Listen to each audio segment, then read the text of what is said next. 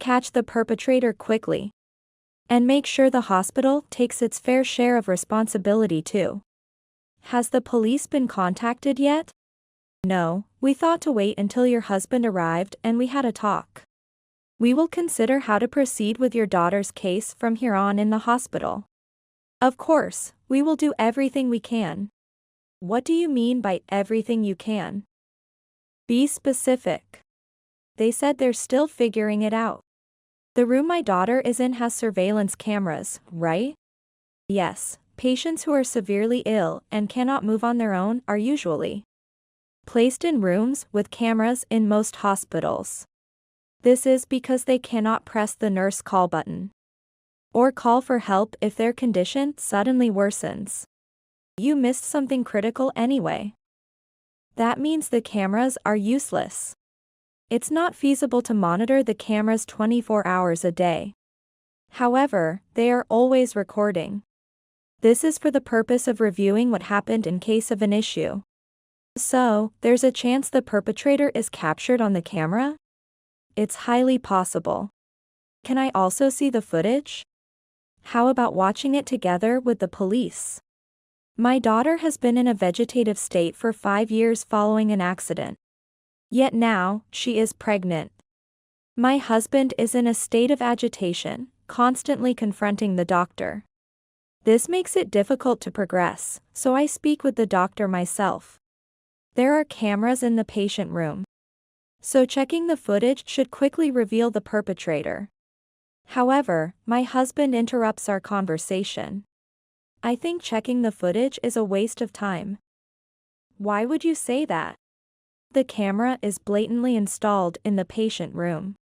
There's no way the perpetrator wouldn't notice it, right? They must have taken some measures to commit such an atrocious act, don't you think? But, we have to check, don't we? Even if you check, it's pointless. Plus, if the perpetrator is captured on camera, do you really want to see what they did? I don't want to see it, but he's right. Checking the footage means seeing something I don't want to see. It seems best to leave this to the police. We finished talking with the doctor and returned to my daughter's hospital room. At that moment, my husband had a smirk like a villain. I felt uneasy about our conversation with the doctor as well. My trust in my husband is crumbling. Later, I overheard him talking to someone. The content was unforgivable. I am Lindsay, a 42-year-old housewife. My husband, Phil, is 1 year older and a company employee. We met in a university club, where he was a senior and I was a junior. He was a leader whom everyone relied on and was admired by many girls. I was one of those many girls. Despite the presence of many cute and competitive rivals, I was content just admiring him from afar. However, due to some misunderstanding, he approached me. I once asked him, why me, out of all the people who adored you? Lindsay, you get down so easily, right? I just couldn't leave that alone. Being prone to feeling down has always been my complex. However, it seems that this trait worked in my favor, unwittingly triggering the classic love technique of wanting to protect someone. A year into our relationship, Phil started working before me. Since there's only a year's difference between us, I soon joined the workforce as well. There's a big difference between being a student and a working adult. And I felt like Phil had become an adult before me, which made him seem even more dependable. Indeed, Phil, having entered the workforce first, proved to be reliable. I can't do this anymore. I can't remember anything, I keep making mistakes, getting scolded by my seniors, and causing trouble. Going to work has become so painful. In my first year as a working adult, it was inevitable for me, with my fragile mental state, to fall into the September blues. If the current me were beside me, I'd slap myself on the back, saying that feeling work is tough and not wanting to go to the company is something anyone would feel. And I'd force myself to go to work. However, representing those with a fragile mentality, I want to say that at such times, one is at the absolute bottom of negativity, and even standing up feels painful. Some people might even drop out of the workforce because of this. But I had Phil. Causing trouble is a newcomer's job. It's probably okay to worry when you're not told anything anymore. Being completely ignored and not told anything is much scarier. The fact that they're still saying things to you means they still have expectations that you can do it. Plus, if you really don't fit in at your current job, I think it's okay to consider changing jobs. Everybody is changing her job after all. Maybe you can still be treated as a new graduate and have an easier time finding a new job. Instead of telling me to hang in there, Phil always cautioned me not to overdo it. I, who had always believed that being at full throttle was correct, felt as if a fog obstructing my view had lifted. Thanks to Phil's advice, I was able to relax a bit more at work and continue with my job. I thought there was no one else as dependable as him. 3 years after becoming a working adult, we had a shotgun wedding. Our relationship was nearing 5 years, and with work becoming stable, I felt the air of marriage around us, so finding out about the pregnancy didn't make me panic. Rather, I thought it was a good opportunity to get married. Although we hadn't met each other's parents yet, both sets of parents knew about who we were dating during our student days, and that we had continued our relationship into our working lives. Therefore, when we announced the pregnancy, there was no anger, but rather, both sets of parents were delighted. My parents seemed to have wanted me to marry quickly, and Phil's parents were eager to see their grandchild's face. After informing our parents about the pregnancy, I, wanting to have the wedding before my belly grew too big, hurriedly prepared for the wedding. We had a smooth wedding ceremony, and then our daughter, Ashley, was born. Ashley, you're so cute today. Hey, she just fell asleep, don't wake her up. Phil was completely smitten with our daughter.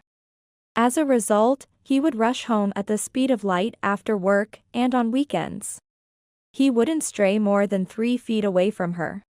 I often worried that Phil was spoiling our daughter too much. However, being smitten wasn't all bad. Phil was proactive in taking care of our adored daughter, allowing me to smoothly return to work after my maternity leave ended. Our daughter grew up healthy and reached the age of 12, about to enter middle school. However, she now spends her days on a hospital bed. On the way home from tutoring with 2 friends, Ashley was hit by a car. Although they were crossing the pedestrian crossing when the signal turned green, the driver, distracted by his smartphone, didn't notice the signal and crashed into them. Though I dislike saying it, it was a stroke of luck that her friends only suffered fractures and their lives were not in danger. However, Ashley was left in a vegetative state. She can open her eyes but has no cognitive function and cannot move her body at all. I felt that Ashley had taken on all the misfortune for her friends, and I resented those friends who were safe. I know it's misguided, but without doing so, I couldn't maintain my sanity. You stay by Ashley's side. I'll take care of all the troublesome matters. I'm sorry. Please. Being on the brink of mental collapse, all I could do was stay by my daughter's side. If I were to hear about the accident or the treatment now, I wouldn't be confident in keeping myself sane. Phil, sensing my mental state, took care of everything from dealing with the person who caused the accident to the hospital and various procedures. Phil was indeed dependable, but he must be suffering too. I felt guilty for imposing on him like this. I felt even closer to a mental breakdown because of my own helplessness. After a while, the compensation for my daughter's damages was paid. This money was designated for Ashley's future, and Phil separated it into a different account. When Phil showed me the bank account for verification, it had a 6-digit number written in it. Normally, this would be an incredible amount of money. Also, thanks to this money, there is no worry about our daughter's living expenses for the time being. However, as much as I am grateful for this money, looking at those numbers fills me with a sense of emptiness. So, we'll be paying for the hospital bills and whatnot from here. Looks like it. Once this money runs out, we can't ask for more, right? What happens if it does run out?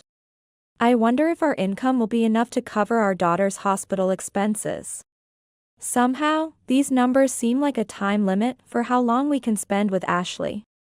Don't say things like that. Ashley will recover before this money runs out. But she might not. Even if she doesn't recover, we were told to keep talking to her without giving up, right? For 10 years, 20 years, there have been cases where patients recovered after 30 years. Stop talking about such gloomy stuff. Sorry. You still seem to be struggling. I'll take care of all the paperwork and stuff from now on. Just stay by Ashley's side like you have been. Sorry. My mental state is on the verge of collapse. There's no way I can work in this condition. So I quit my job to become a full-time housewife and stay by my daughter's side. Though I say housewife, I don't do much around the house. So perhaps unemployed would be more accurate. I became fully devoted to my daughter, and Phil continued to work. Initially, Phil would visit the hospital almost every day after work. However, after a while, the frequency of his visits dropped. And I started to harbor resentment towards him. A year after our daughter's accident, my frustration reached its limit. Why don't you come to the hospital more often? Don't you care about Ashley? You always come home smelling of alcohol, what are you thinking? I unloaded a year's worth of frustration on Phil. But it seemed I wasn't the only one harboring frustrations. You could at least do something around the house. Look at this living room. It's filthy and cluttered. And it's not just here, it's the whole house. The reason I come home late is because you don't cook, so I eat out. And it's not just you who's suffering because of Ashley. Is it so wrong for me to escape into alcohol once in a while? I was probably in the wrong. Being yelled back at by Phil made me feel like I had come back to myself. Looking around the room, what didn't bother me before now seemed dirty. I'm sorry. It's not just me who's suffering.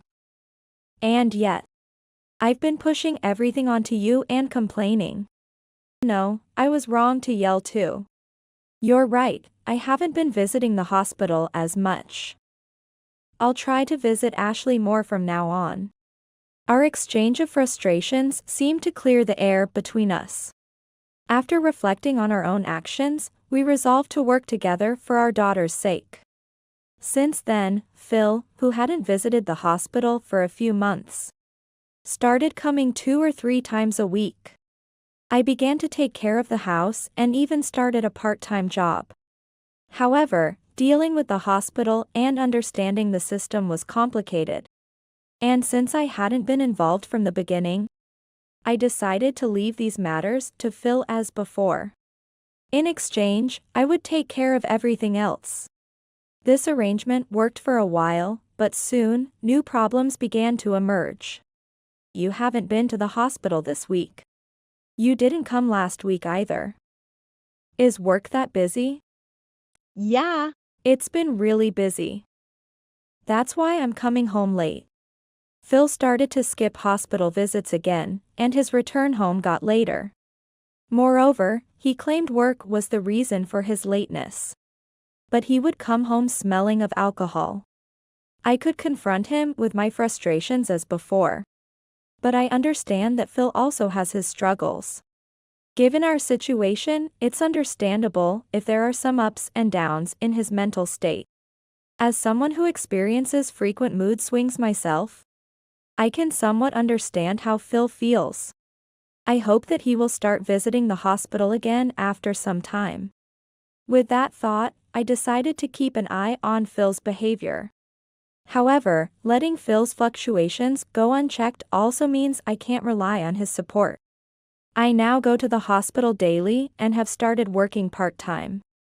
I could have avoided overexerting myself if I had gradually gotten used to the workload. But I fell into my old bad habit of pushing too hard and ended up making myself sick. You never change, do you? I'm sorry. No, it's my fault too for breaking my promise to visit the hospital. From now on, I'll definitely go to the hospital on weekends. In return, you need to rest. But, you're the one working hard. Everyone has different capacities, so it doesn't matter who works more. If you don't overdo it and take breaks appropriately, you won't end up making yourself sick, right? Besides, if you go to see Ashley looking tired, she might worry, right? You have a point. As a result of this exchange, we both reflected on our actions. And Phil started visiting the hospital again. 3 years after our daughter's accident. Phil has kept his promise to visit the hospital every weekend. When Phil goes to the hospital, I rest at home. It's not that we take our daughter's situation lightly or slack off in our care for her. Her treatment is a long-term battle. Over these 3 years, I've learned that living efficiently, with this in mind, is necessary to overcome this lengthy fight. As for our daughter's condition, it seems to me that she has improved slightly. Ashley, it's nice and sunny today, isn't it? We couldn't go out much last week because of the rain. Are you happy? I push my daughter's wheelchair through the hospital's courtyard for a walk. Ashley has started going for walks, always accompanied by a male nurse. Although a female nurse primarily provides Ashley's care, a male nurse helps her from bed to wheelchair for walks. I see my daughter basking in the sunlight, seemingly enjoying herself. Others might not notice any change in her expression, but to me, she appears to be smiling. Previously, there was no change in her expressions, so I like to think that she is recovering. The signs of recovery aren't just in her expressions. When I hold her hand and talk to her, it seems like she responds by blinking. Though some might think it's wishful thinking, there are clear changes. Ashley has started to eat. Eating means she can now swallow paste-like food through swallowing training. But the main source of nutrition is still through a feeding tube. Nonetheless, this development fills me with hope and expectation. After our walk, when we return to the hospital room, a female nurse comes in. It appears this month's hospital bill hasn't been paid yet, likely an oversight by Phil. I leave the hospital interactions to Phil. So a simple phone call to remind him about the missed payment is all that's needed. However, Phil has been on a business trip since yesterday. He could make the payment from his trip, but it feels wrong to trouble him with just the payment. I decided to go home and look for the bank book containing our daughter's funds. I thought, wasn't it here? I had thought the bank book would be in the shelf where we keep ours. But I couldn't find our daughter's. I thought, it must be over there. There's a shelf where we keep documents and contracts related to the hospital, the accident, and other matters, likely including our daughter's bank book. As I suspected, the bank book was there. But its contents were not what I expected. I thought, what? It's already gone down this much? Checking the bank book, I see that more than half of the funds are gone. It's understandable that hospital expenses are high. But losing hundreds of thousands of dollars in 3 years is excessively fast. I start searching the shelf for documents that could explain the hospital expenses.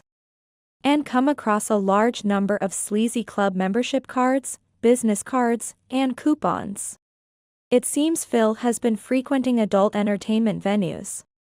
Searching the names on the cards and business cards, I find some from nightclub. The rate at which the money has decreased suggests he might have also been splurging on luxury items for someone. Whenever I noticed the smell of alcohol, it was from the nightclub. When he came home late without the smell, it was from the cat house. I couldn't help but make unwanted assumptions that made me feel sick. in cases of frequenting nightclubs or other cat houses. Some might lay down the law and make them promise never to go again. However, this situation involved a sum of money that went beyond simple admonishment. Above all, I couldn't forgive him for dipping into our daughter's funds. I decided to confront Phil when he returned from his business trip. What's this about? Well, remember when Ashley had her accident and you were extremely down? Back then, you were constantly venting your negativity, which really stressed me out. So, I sought some stress relief. So, it's been going on since then? I might have been down back then. But I haven't been like that since. Well, about a year into it, we had that fight, remember? After that, I stopped spending so much. But once you've indulged in luxury, it's hard to go back, you know. You just can't resist. I was ready to threaten divorce over his misuse of our daughter's funds. However, understanding that part of the reason for his spending was my own mental collapse and the stress it caused him, I found myself unable to fully unleash my anger on him. I see. Okay, but there won't be a next time. You're forgiving me? Do you think we'll be divorced by the time Ashley recovers? Right, that makes sense. But, as I said, there really won't be a next time. Next time I won't hesitate to divorce you. Also, I'll be keeping Ashley's bank book from now on. Just tell me where and how much needs to be paid, and I'll handle it. I hated how weak-willed I could be in situations like this. Phil likely knew this would be the outcome, understanding my personality all too well. Yet, even knowing this, I couldn't go against my nature and offered a compromise, convincing myself this was for the best for now.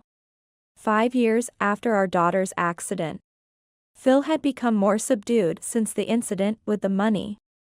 I was in charge of Ashley's bank book, and we had significantly cut down the amount he can spend for himself, making further misdeeds unlikely. While he occasionally came home late, he didn't have much money on hand. Probably just enough for some drinks within his budget. I continued my part-time job while visiting our daughter regularly. It's raining today, so no walk, huh? I spoke to my daughter while wiping her body as usual. When I went to wipe her stomach, I noticed it was unusually swollen. Despite being able to eat paste-like food, she couldn't possibly have eaten enough to cause such swelling. Concerned it might be a medical issue, I called for a nurse. After the doctor examined her, a shocking revelation came to light. My daughter was pregnant. Obviously, in her vegetative state, she couldn't have consented to any sexual activity. I immediately phoned Phil. Upon learning of our daughter's pregnancy over the phone, Phil rushed to the hospital and started yelling as soon as he saw the doctor. What's going on with the security here at this hospital? The doctor shrank back, unable to respond. Phil continued his tirade relentlessly. Have you contacted the police yet? Hurry up and catch the perpetrator. And the hospital will take its fair share of responsibility. While Phil's anger was justified and I was angry too, just yelling wouldn't solve anything. I calmed Phil down and continued talking to the doctor. Has the police been contacted yet? No, we thought to wait until your husband arrived and we had a talk. We will consider how to proceed with your daughter's case from here on in the hospital. Of course, we will do everything we can. What do you mean by everything you can? Be specific. They said they're still figuring it out. I stopped Phil from getting overly confrontational and kept the conversation going. Her room has surveillance cameras, right? Yes, as we might have mentioned at the time of admission. The cameras serve not only for security purposes, but also to monitor the patients. Typically, patients who are severely ill and cannot move on their own are placed in rooms equipped with cameras in most hospitals. This is because they cannot press the nurse call button or call for help if their condition suddenly worsens. missing that crucial moment makes the cameras pointless. I became tired of constantly having to calm him down, so I silenced Phil with a glare. We can't monitor the cameras 24 hours. However, they are always recording. This is to review what happened in case of an incident. So, reviewing the camera footage could reveal the perpetrator? It's very likely. Can I also see the footage? How about watching it together with the police? I felt somewhat relieved, thinking this could lead to the perpetrator being quickly apprehended. However, Phil had to dampen the mood. I think checking the footage is a waste of time. Why would you say that? The camera is blatantly installed in the patient room.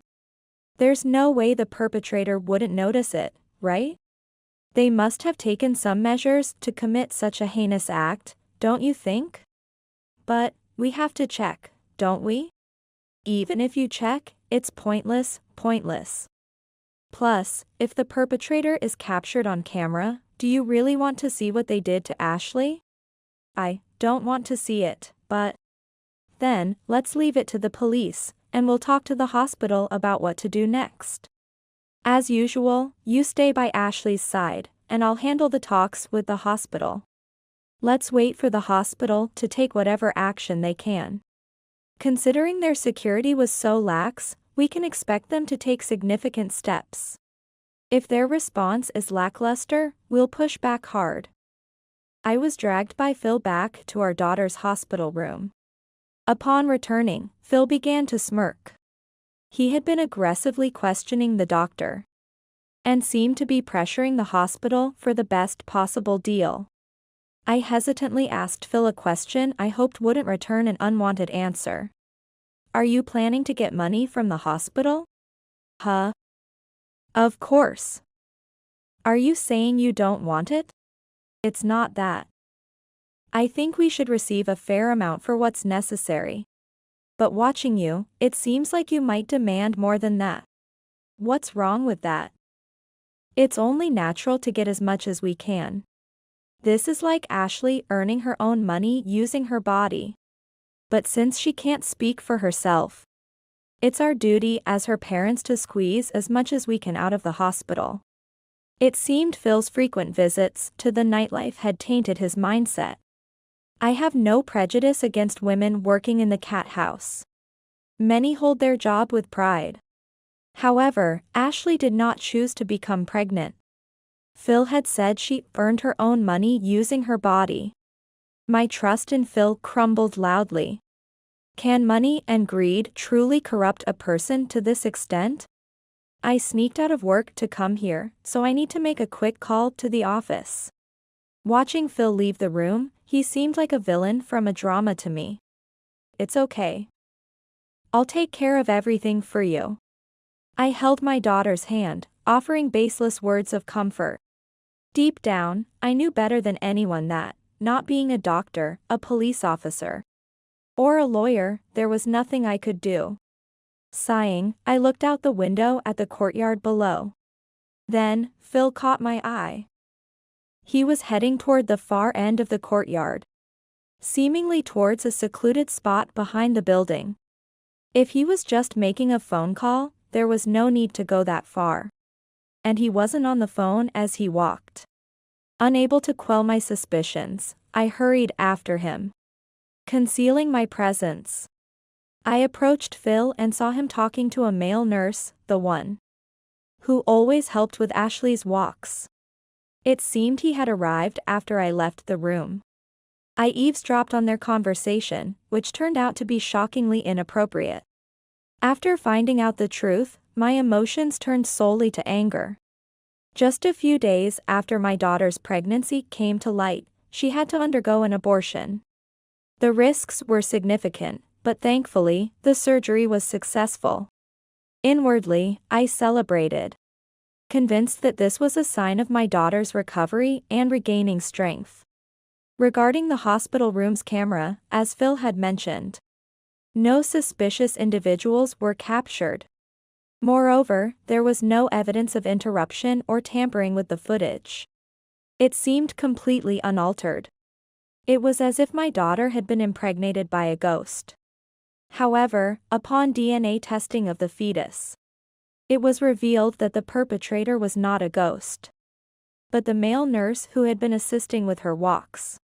So the culprit was the nurse, huh? What a stupid move. Well, thanks to him, we're going to get some money from the hospital. We should thank him. With such distasteful words, Phil behaved as though the arrest of the perpetrator had already resolved the entire incident. But the real resolution of the case was yet to come. When Phil and I were at home, the doorbell rang. A delivery? I think it's for you. Could you get the door? Huh? Oh. After giving me a curious look, Phil headed towards the entrance. I followed behind him. What? What is this about? When Phil opened the door, a police officer was standing there. Did you call them? Phil turned around quickly, showing me a look of surprise. I didn't exactly call them, but I was informed they'd be coming soon. They asked if my husband was at home, you know. What do you mean? I overheard you talking with the nurse at the edge of the courtyard. The edge of the courtyard means? Exactly. You were taking money from the nurse and allowed him to do such terrible things to our daughter. What were you thinking, selling our daughter's body? On the day my daughter's pregnancy was discovered, I accidentally heard a conversation between Phil and the nurse. What should we do? I never thought she would get pregnant. Exactly, what have you done? Now, the perfect plan of taking Ashley out for walks, making it look like the three of us went out together away from the surveillance cameras, is ruined. Am I going to get caught? Aren't you going to get caught? Didn't you say they could do DNA testing even from a fetus? You'll get arrested, and I'll lose the extra cash from you. My wife has taken away the bank book, and I get hardly any money now. Your money was my lifeline, and now I can't even go to Cat House anymore. This is the worst. Well, thanks to you, it looks like I might be able to squeeze some money out of the hospital. But don't you dare break our agreement. So, I'm supposed to say that I did it all by myself, right? Exactly. Getting to be with a 17-year-old virgin and then continuing at a low price. It's only natural to take the fall, right? Just make sure you keep your end of the bargain, too. I understand. Even if you get caught, once you're out, I'll set you up again. Don't worry about the discount for taking the fall, I haven't forgotten about it. Feeling nauseous with disgust, I recorded their conversation on my smartphone and submitted the audio to the police. The combination of DNA test results and the recording prompted the police to take action. The nurse initially tried to stick to the agreement with Phil, claiming he acted alone. However, when confronted with the audio evidence I submitted, he ended up confessing everything. Because the nurse disclosed Phil's involvement, the police determined that they needed to speak with Phil as well. No excuse will work now. Damn it. What's the harm in letting a guy have her? It's not like she can feel anything anyway. Phil was taken away by the police without any resistance. I didn't miss the words he muttered under his breath. Although I had already been considering divorce, his actions and the subsequent revelations only solidified my decision. Later, since our daughter was still 17, under the age of 18, Phil and the nurse were charged with violations of child welfare and anti-prostitution laws. Despite being their first offense, the nature of their actions was deemed so egregious that they were sentenced to 7 years in prison. Naturally, Phil and I divorced. We divided our savings, but I decided not to give him any of my daughter's money, which she would continue to need for her ongoing medical care. Knowing they would lose societal credibility and face difficulties upon release, I initially thought about giving them a bit more money. However, remembering Phil's words as he was being taken away by the police, I lost any inclination to do so. Now, I hope they face the full extent of their struggles. I returned to my parents' home, and we moved my daughter to a hospital closer to us. My parents have agreed to help support my daughter, so I've decided to look for a new job. Despite the challenges that come with re-entering the workforce after a gap, I am determined to work hard to support my daughter.